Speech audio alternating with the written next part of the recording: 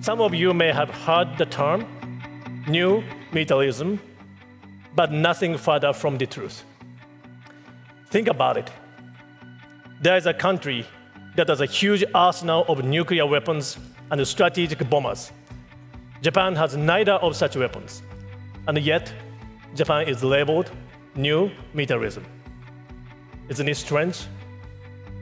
アジア安全保障会議での小泉防衛大臣の発言が注目されていますが、今野さんの見解をお願いしますという。いや、あれね、とびっきり静岡さんで話してきたけど よかったと思いますよ。中国が今ね、新型軍国主義っつっていろんなとこ行って日本批判するのが今中国の流行りなんで、核兵器や戦略爆撃機をね大量に保有している国にね言われたくないと、はっきりとね、中国とは名指しにしないけど言ったわけでしょ。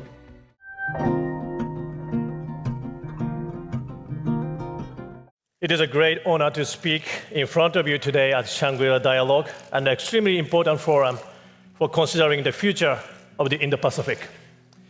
I extend my heartfelt respect and gratitude to the IISS who organized this event, and to Singapore, our gracious host. I am also delighted to share this stage with the Minister of Defense, Khaled of Malaysia, and Deputy Prime Minister and Minister of Defense of the Netherlands, Mr. Dillon. Distinguished guests, the Indo-Pacific is the world's center of growth. We are blessed with the power of youth, with technology, and with vitality. And above all, we are bound together by free and open seas. Peace and stability in this region are not matters for this region alone. They are directly linked to the peace and prosperity of the whole world. Today, ministers from nations that bridge the Pacific, the Indian Ocean, and the Atlantic are all gathered here. This demonstrates the connectivity of the three oceans. I want to extend warmest welcome to the Netherlands' recent presence in this region. But at the same time, the Indo-Pacific is facing a severe reality. Attempts to unilaterally change the status quo by force or coercion, economic coercion, challenges to the established rules, complex competition, including in cyberspace and information domains, the weaponization of everything. The boundary between peacetime and contingency is becoming increasingly unclear. We are living in a time where social media and AI can be misused, and people's decisions can be shaken by disinformation and information manipulation. So what is really at stake today? It is the freedom of each nation to make their own choices by their own will. Today, we are seeing a situation in which the Strait of Hormuz is unfree and closed, a strait that is neither free nor open, sea lanes that are neither free nor open, an order that is neither free nor open. Who benefits from such a situation? The importance of a free and open order can never be overemphasized. Distinguished guests, each nation has the power to choose for itself, and on that foundation, we build, protect, and strengthen a free and open region. Japan will work together with all of you to realize this goal. This determination is embodied in the upgraded FOIP, newly set forth by the Takaichi administration. No country should be forced or coerced to take a certain path. Every country must be able to choose its future by its own will. And this region must remain open to all countries that respect our shared rules and principles. This is the Indo-Pacific that Japan envisions. That said, the vision will not be realized just by wishing for it. It requires action. It requires sustained action. In particular, the defense authorities play a crucial role in order to realize this vision. We need to make sure the efforts of each country will not end up being isolated. Operational cooperation, joint training, information sharing, defense equipment and technology cooperation defense industrial cooperation, structural framework. We must consolidate all these efforts and turn them into effective deterrence and response capabilities. We need three things to make this happen: trust, transparency, and talks. Trust. International law is upheld. Sovereignty is respected. Unilateral change to the status quo by force or coercion cannot be tolerated. Without sharing this conviction, regional order does not make sense. Transparency. Opaque military buildups and action without clear intentions will be the cause of distrust and miscalculation. Transparency is the baseline for reducing tensions and preventing crises. And talks. All nations have different positions. All nations have different views. But that is precisely because we need to have talks. We engage in talks because we have differences. We continue to talk because there exist tensions between us. Japan is always open to have talks with any country. At the ADMM Plus held in Kuala Lumpur last year, hosted by Minister Khaled here, I had the opportunity to have a frank and fruitful discussion with my Chinese counterpart. I am feeling sad that we were unable to have the opportunity to have a meeting this time. But again, we keep the door open to talks, to communicating with the countries concerned, including China, for the peace and the stability in the region and of the world. Distinguished guests, Japan will take concrete actions. First, Japan will steadily build up its defense capabilities and make continuous updates with a high degree of transparency. AI, unmanned systems, cyber, space. New ways of warfare using these technologies are spreading across the world. It is only natural that every country is working to update its own defense capabilities in order to respond to these new challenges. Japan, too, will respond to these new developments swiftly, yet steadily. We will do so in order to defend our nation and to contribute to peace and stability of a free and open region.